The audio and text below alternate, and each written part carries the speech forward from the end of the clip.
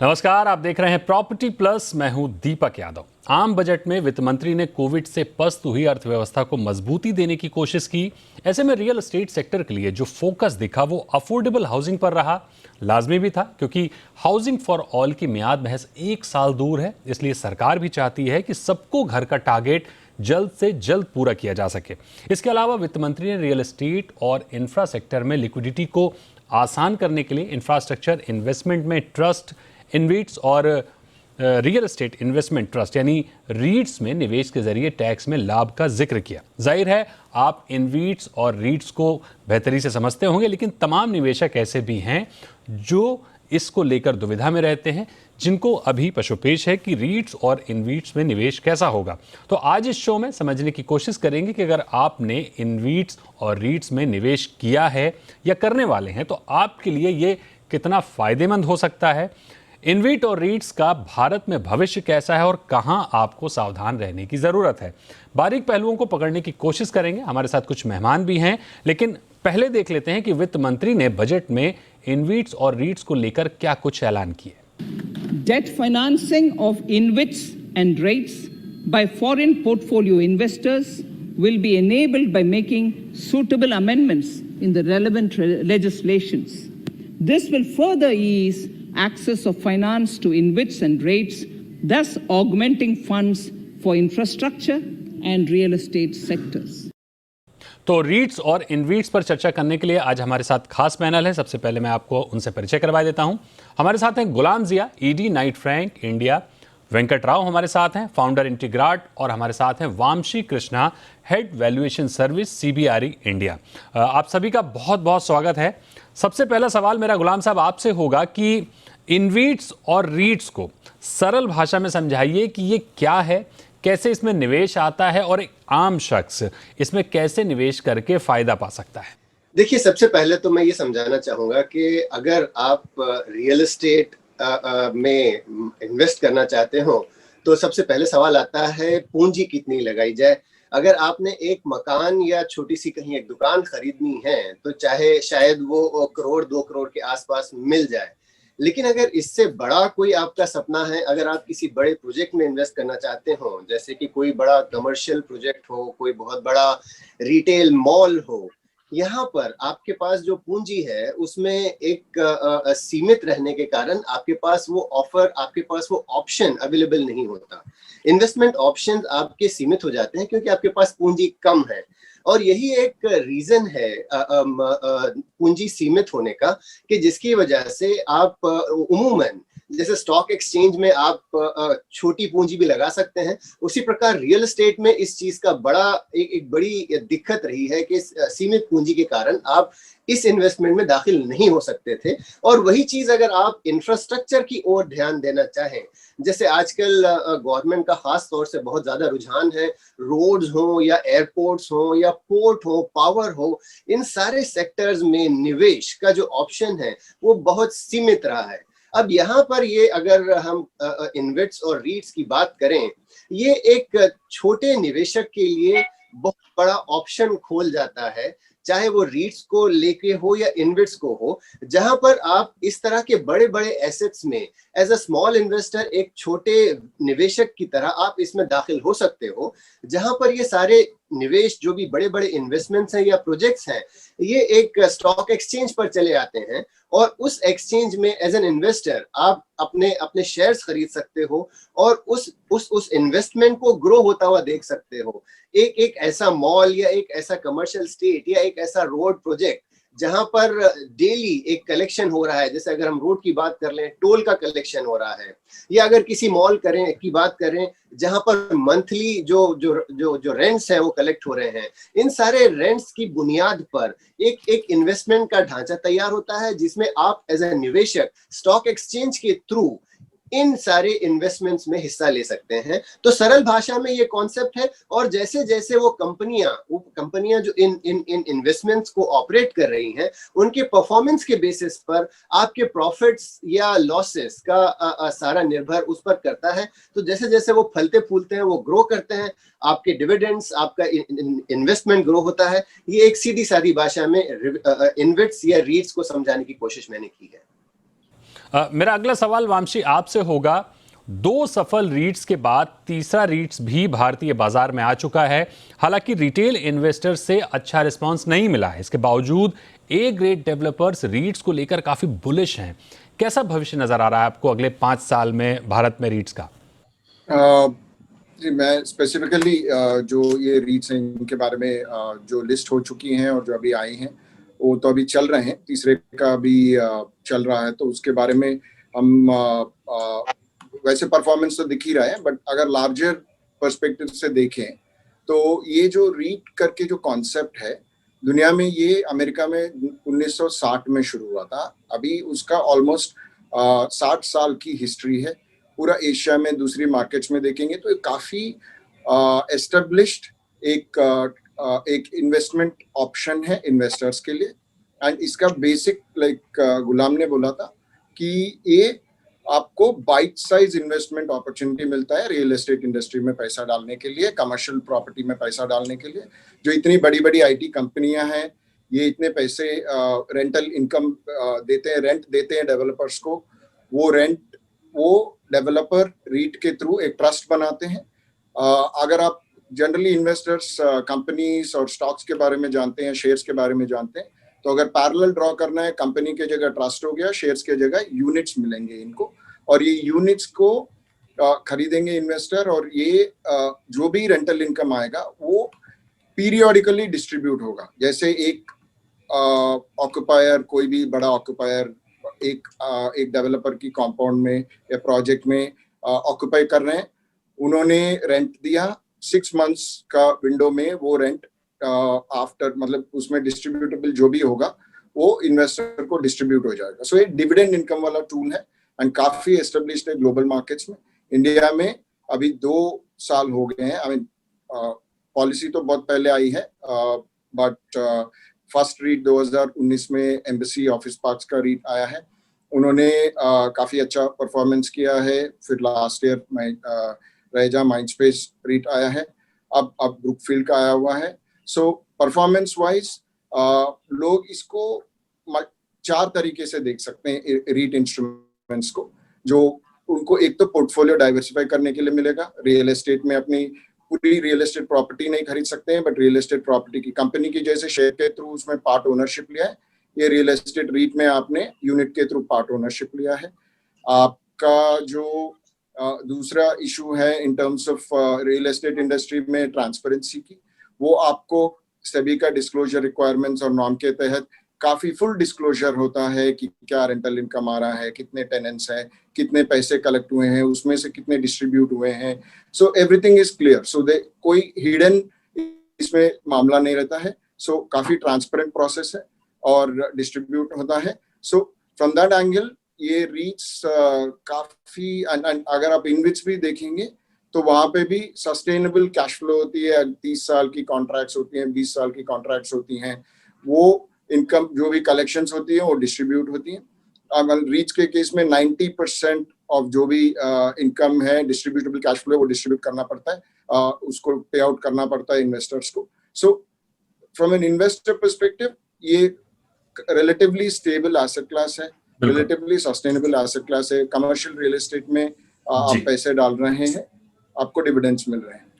वेंकट राव साहब, अगला सवाल मेरा आपसे होगा कि जाहिर है हर निवेश की कुछ खूबियां तो कुछ खामियां भी होती हैं, तो इन रीट्स और रीट्स में क्या खामियां हैं और रिटेल इन्वेस्टर्स को क्या सावधानियां बरतनी चाहिए इनमें निवेश करने से पहले? तो बातें हैं। पहली बात तो आई थिंक बहुत सरलता से गुलाम जी ने भी और वंशी जी ने भी इस चीज को समझाया कि कैसे अगर हम शेयर्स बाजार को जानते हैं और जैसे कंपनियों के शेयर खरीदते हैं हम, और उस कंपनियों के शेयर खरीदने के बाद वो कंपनी बहुत अच्छा काम करता है, चाहे वो मैन्युफैक्चरिंग में हो या किसी में भी हो, उसका हमको जो फायदा वो करता है उसमें से वो कुछ परसेंटेज डिविडेंड्स देता है। उसी तरीके से रीट्स एक प्रोसेस है जो एक ट्रस्ट बना के, वो ट्रस्ट पहले सबसे पहली बात तो सेबी से रजिस्टर्ड होता है, और सारे डिस्क्लोजर्स होने के बाद क्या एसेट्स हैं, कैसा है उनका, क्या इनकम मॉडल रहेगा, इसके बाद ही आप निवेशकों तक पहुंच सकते हैं। और निवेशकों को जाहिर है कि सारी चीजें पता होती हैं और वो यूनिट्स वो खरीदते हैं। अब बात ये आती है कि जैसे किसी और भी इन्वेस्टमेंट करते हैं आप किसी भी शेयर बाजार में, उतना ही फ्लेक्सिबिलिटी इसमें भी मिलता है कि आपको एक तो एश्योरेंस है, एक जैसे अभी मेरे बाकी पैनलिस्ट ने समझाया कि आप कोई बहुत बड़ा मॉल का हिस्सेदार बनना चाहते हैं, वो बहुत बड़ा मॉल, क्योंकि आप पूरा मॉल अफोर्ड नहीं कर सकते, नहीं कर पाते, आपके कैपिटल रिस्ट्रिक्शंस, आपके पास इतना कैपिटल नहीं है, तो नेचुरली आप इस जरिए उस बड़े पाई का एक हिस्सा आपके पास आ सकता है और उस हिस्से का जितना भी इनकम है आपके पास आ सकता है। और जैसे अभी वंशी बता रहे थे 90% जो जिस तरीके का वो रेंटल इनकम होता है या जैसे इनविच में इंफ्रास्ट्रक्चर प्रोजेक्ट्स में लगता है उनका इनकम होता है, वो इनकम जो है आपको डिस्ट्रीब्यूट करना पड़ता है इन रीट्स मैनेजमेंट कंपनीज को। तो नेचुरली एक asset backed safe secured investment है, ये तो इसकी खूबियां कहूंगा मैं। और आपको एक सुविधा मिल जाती है कि आप एक बहुत बड़े एसेट में आप पार्टिसिपेट कर पा रहे हो, और अगर आप जब निकलना चाहो, क्योंकि लिक्विडिटी आसान है, ट्रांसफरेबल है यूनिट्स, आप निकल भी सकते हो। ये तो इनका खूबियां है। और नेचुरली अगर वो फर्दर उसमें कुछ गेन बढ़ रहे हैं, उस पर्टिकुलर रेंटल्स बढ़ रहे हैं, तो नेचुरली वो इन्वेस्टमेंट यूनिट के रेट भी बढ़ेंगे, मार्केट में ट्रेडिंग होगी डिमांड के हिसाब से, वो कैपिटल ग्रोथ भी जो है आपको उसमें हिस्सेदारी आपको मिलती है। अब जहां तक खामियों की बात कहें, देखिए किसी भी इन्वेस्टमेंट आप कहीं पे भी करते हैं, उस पर्टिकुलर बिजनेस में किसी न किसी तरीके का रिस्क होता है। कभी अभी हमने कोविड का समय देखा, अचानक आया, रेंटल्स काफी कम हो गए, नेचुरली डिविडेंड यील्ड्स यानी कि इनकम्स जो है, रेंटल इनकम्स जो है उसमें काफी आपने देखा है कि लोगों ने मतलब वर्क फ्रॉम होम या स्पेसेस खाली कर दिए, या रेंट्स पे काफी जो है नेगोशिएशंस रही है, जो रेंट पे लेते थे लीज्ड आउट प्रॉपर्टीज को, वो एकदम सडनली गिर गए। तो जैसे अभी वंशी बता रहे थे 6-6 महीने का रेंटल जो है एकदम जो है नेचुरली कम हो गया, तो आपका डिविडेंड उतना कम हो गया, तो वो जो एक अट्रैक्शन है उन प्रॉपर्टीज में वो कम हो जाता है। कभी कभी मार्केट बहुत जो कुछ प्रॉपर्टीज में कभी कभी ऐसा भी होता है कि कुछ और नए प्रोजेक्ट्स आ गए, या कोई नया कॉम्पिटिटिव रेट्स आ गए, या कोई बड़ा प्लेयर आ गया, तो वो एसेट भी उतना ग्रोथ नहीं दिखाता जितना अर्लियर दिखाना है। तो इस तरीके के देखिए हर इन्वेस्टमेंट में रिस्क रहती है, बट ओवरऑल अगर देखेंगे मैं ये कहूं कि एनालॉजी मेरे को ड्रॉ नहीं करनी चाहिए कि जैसे लोग डायरेक्टली जाके एश्योर्ड रिटर्न मॉडल में इन्वेस्ट करते हैं जी, एनालॉजी बिल्कुल ड्रॉ नहीं करना चाहिए, बट ये एक तरीका है, इसमें अवेयरनेस बढ़ने से एक एश्योर्ड आपको इनकम्स आ सकती है और एक रियल एस्टेट में आप इन्वेस्टर बन सकते हैं। गुलाम साहब, वित्त मंत्री ने आम बजट में इनविट्स और रीट्स में निवेश करने वालों को टैक्स छूट दी है। इस ऐलान से पहले जो निवेश कर रहे हैं या जो नए निवेश करने के लिए जुड़ रहे हैं, उनको किस तरह से फायदा पहुंच सकता है? देखिए, बहुत इम्पोर्टेंट एस्पेक्ट है आज की तारीख में इन्वेस्टमेंट इन रियल एस्टेट या स्पेशली इन्वेस्टमेंट इन इंफ्रास्ट्रक्चर। अगर आप देखें कि इकोनॉमी जो कोविड के दौरान जितनी कठिनाइयां हमारी ओवरऑल इकोनॉमी और जीडीपी ग्रोथ के ऊपर आई हैं, उसके कारण एक चीज जो बहुत इम्पोर्टेंट है वो है इन्वेस्टमेंट इन ओवरऑल इकोनॉमी, जिसमें सबसे ज्यादा मैटर करता है गवर्नमेंट की तरफ से इंफ्रास्ट्रक्चर में इन्वेस्टमेंट करना, क्योंकि ये एक साइकिल शुरू कर सकता है जिससे सारी की सारी इकोनॉमी दोबारा पटरी पर आ सकती है, ऑन ट्रैक आ सकती है। और जिसके लिए लोगों को एक्साइट करना बहुत आवश्यक है कि अपने इन्वेस्टमेंट्स को इंफ्रास्ट्रक्चर, खास तौर से इंफ्रास्ट्रक्चर की तरफ लाया जाए। और चूंकि सबसे बड़ा जो कह लें एक डोमिनोज इफेक्ट जो होता है वो इंफ्रास्ट्रक्चर स्पेंड से शुरू होता है, और गवर्नमेंट के लिए बहुत आवश्यक है कि उसमें इन्वेस्टर्स को, निवेशक को इंफ्रास्ट्रक्चर स्पेंड की तरफ खींचा जाए। और उसके लिए सबसे बड़ी चीज जो है वो किसी प्रकार उनको कोई ऐसा इंसेंटिव, कोई मोटिवेशन क्रिएट किया जाए। और उसी एंगल को लेकर वित्त मंत्री ने ये अनाउंसमेंट किया है। हम पूरी ओपनली हम रीट्स की बात कर पाते हैं, लेकिन इनविट्स पर पूरी तरह आज भी ध्यान नहीं है। और इन द मीनवाइल जो NHAI है, रोड्स के लिए जो गवर्नमेंट की तरफ से इनिशिएटिव है, National Highway Authority of India, NHAI overall एक पोर्टफोलियो लेके आने जा रहा है जो mother of them all kind of an portfolio होगा, जो इनविट्स में इंडिया में तैयार होगा।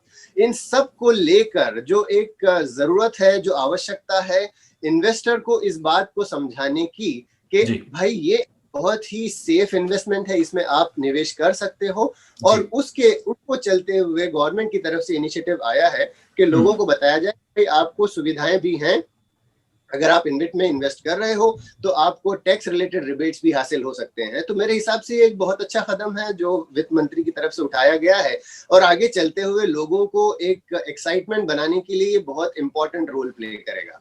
बिल्कुल सर। चर्चा को जारी रखेंगे, लेते हैं छोटा सा ब्रेक, जल्द हाजिर होंगे, आप बने रहिए जी बिजनेस पर।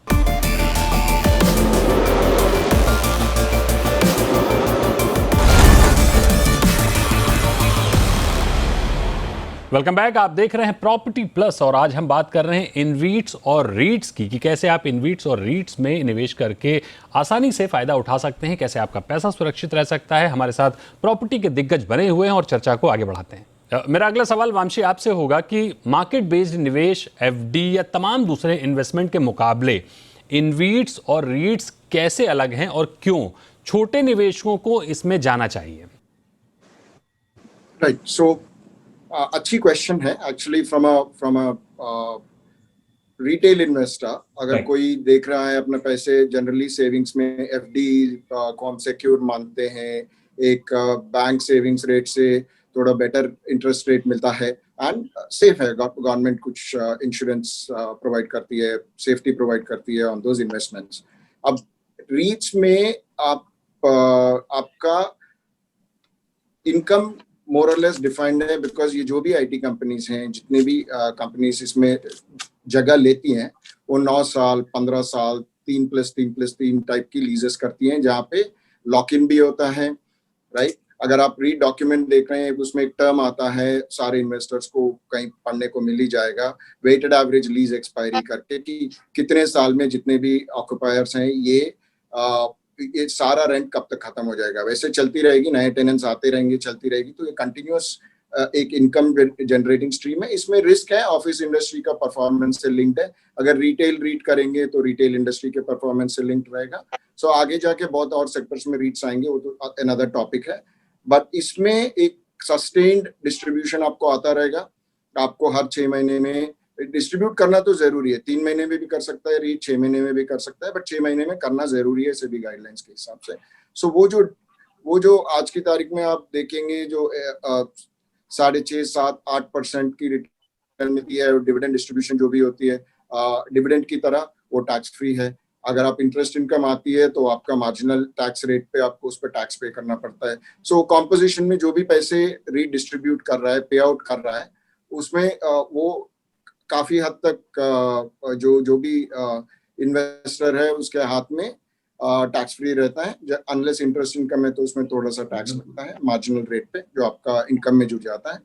तो 2 चीजें, एक एफडी तो सेफ है ही, बैंक में आप डाल रहे हो, बैंक आगे फंडिंग करता है, अपना इंटरेस्ट बनाता है, आपको जो प्रॉमिस इंटरेस्ट किया वो दे देगा। यहाँ पे जो भी रेंटल इनकम बन रहा है वो आपको उसके डिस्ट्रीब्यूट एक्सपेंसेस निकालने के बाद जो भी डिस्ट्रीब्यूटेबल कैश फ्लो होगा आपको 6 महीने में मिलता रहेगा। सो जो भी आपका पैसा डाल, एक जो अंडरलाइंग एसेट है उसकी वैल्यू बढ़ सकती है, रेंटल बढ़ती रहेंगी मार्केट में। सो आपकी कैपिटल एप्रिसिएशन का भी मौका है रीट में, और आपकी कंसिस्टेंट इनकम वाली ऑप्शन भी है। सो ग्लोबली इसको पेंशन जो रिटायर होते हैं वो काफी ज्यादा रीच में पैसा डालते हैं, क्योंकि उनको एफडी से बेटर रिटर्न मिलती है एंड सेफ माना जाता है। वेंकट राव साहब, वास्तविक प्रॉपर्टी में निवेश के लिए लोगों को काफी कुछ जांच पड़ताल करनी होती है, कानूनी मसलों को जानना समझना होता है। इनवीट्स और रीट्स में ये मुश्किलें नहीं है, सेबी की निगरानी है, गड़बड़ी की आशंकाएं लगभग ना के बराबर है, लेकिन फिर भी निवेशक का डर तो वाजिब है। अगर कोई कंपनी दिवालिया हो गई या कुछ और मुश्किल आ गई तो निवेश कितना सुरक्षित है? इसमें सबसे बड़ी और अहम बात यह है कि इनकम जनरेटिंग एसेट्स जो कहा जाता है, उन पे रीट्स का जो है इन्वेस्टमेंट मांगा जाता है यूनिट होल्डर से। तो काफी हद तक जो ये रिस्क फैक्टर है कि एसेट जो है वो खड़ा है, वो एक इनकम जनरेट कर रहा है, हाँ उस इनकम की फ्लक्चुबिलिटी हो सकती है, बढ़ सकता है, कम हो सकता है, बट ओवरऑल अगर देखेंगे काफी कंपैरेटिवली मैं कहूंगा कि एक काफी एक सेफ इन्वेस्टमेंट है। जैसे अभी वंशी जी काफी डिटेल में बता रहे थे कि एफडी से क्यों पेंशन फंड्स इस तरफ आते हैं, तो इसका रीजन ये है कि कंपैरेटिवली अगर देखेंगे तो this is the second best probably, मतलब अगर इंश्योरेंस और उस तरीके का माइंडसेट छोड़े तो ये काफी बेटर इन्वेस्टमेंट माना जाता है। और अगर आप देखेंगे कि लार्ज जो कंपनीज हैं, क्योंकि इतनी चेक्स एंड बैलेंसेस है सेबी की, इतनी ट्रांसपेरेंटली आपको रिपोर्टिंग होती है, आपको हर एक समय का मूवमेंट आपको पता चलता है, तो कंपैरेटिवली इसमें रिस्क जो है काफी कम है।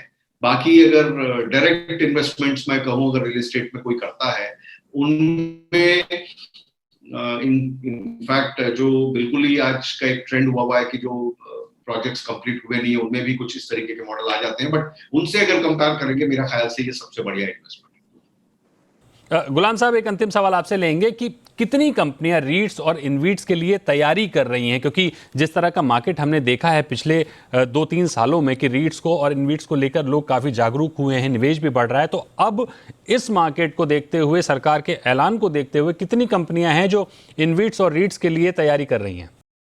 भारत की ग्रोथ के लिए इंफ्रास्ट्रक्चर का ग्रो होना बहुत जरूरी है, बहुत आवश्यक है। और अगर हम जिस प्रकार से 3 ट्रिलियन से 5 ट्रिलियन और 5 ट्रिलियन से 10 ट्रिलियन की इकोनॉमी ग्रोथ की फोरकास्ट कर रहे हैं, उसमें सबसे ज्यादा इन्वेस्टमेंट जो है वो इंफ्रास्ट्रक्चर की तरफ ही आना बहुत जरूरी है। आज भी हम अंदाजन 1 लाख से 2 लाख करोड़ सालाना इन्वेस्टमेंट इंफ्रास्ट्रक्चर की बात कर रहे हैं, और इसको ग्रो होते होते मल्टीप्लाई होना है इसे। और इस सब की तरफ अगर आप इसको बैकड्रॉप में रखें तो इनविट का जो इंफ्रास्ट्रक्चर इन्वेस्टमेंट है, जो इनविट को लेके आज सामने आ रहा है, इसके बारे में शायद अगर ध्यान दें, कंपैरिजन करें, तो वो सारे हम रीट्स की जो बात कर रहे हैं वो शायद इतने पेल पड़ जाए, फ्रैक्शन भी नहीं होंगे जिस प्रकार से इनविट को आना है।